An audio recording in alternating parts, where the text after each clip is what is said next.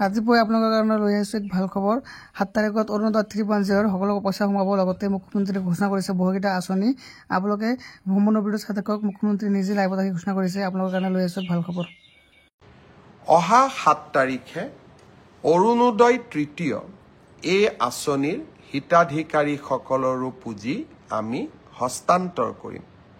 Bodoland territorial এৰিয়াক বাদ দি সমগ্ৰ অসমৰ 30 লাখ অৰুণোদয় হিতাধিকাৰীয়ে 7 তাৰিখে 1250 টকাকৈ নিজৰ বেংক একাউণ্টত লাভ কৰিব।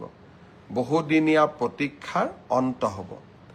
আমি ইয়াৰ পিছত আৰু এটা আঁচনি হাতত লৈছোঁ অৰুণোদয় হিতাধিকাৰী পৰিয়ালৰ বাবে, যে তেখেতসকলে যেতিয়াই গেছৰ নতুন চিলিণ্ডাৰ কিনিব তেতিয়াই আমি তেওঁলোকক 250 টকা ৰাজসাহাৰ্য দিম। অৰুণোদয় হিতাধিকাৰীসকলক ইতিমধ্যেই আমি গেছৰ কানেকশ্যনৰ নম্বৰ বিচাৰি প্ৰপত্ৰ প্ৰেৰণ কৰিছোঁ। আপোনালোকে সেই প্ৰপত্ৰ পূৰ্ণ কৰি আমাক সোনকালে উভতাই দিয়ক।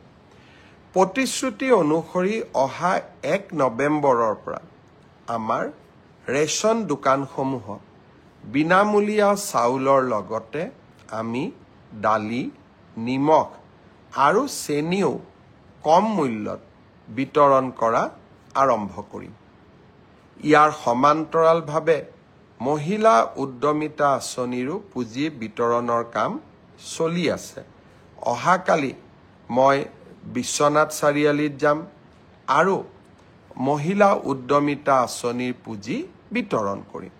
ঠিক সেইধৰণে তিনিচুকীয়া আৰু ডিব্ৰুগড়, জোনাই এই তিনিওটা সমষ্টিতে মই এই 10 তাৰিখৰ ভিতৰত যোৱাৰ বাবে পৰিকল্পনা কৰিছোঁ, যাতে বিশ্বনাথ, তিনিচুকীয়া, ডিব্ৰুগড় আৰু জোনাই এই চাৰিওটা সমষ্টিতে মহিলা উদ্যমিতা আঁচনিৰ পুঁজি 10 তাৰিখৰ আগতে আমি বিতৰণ কৰিব পাৰোঁ।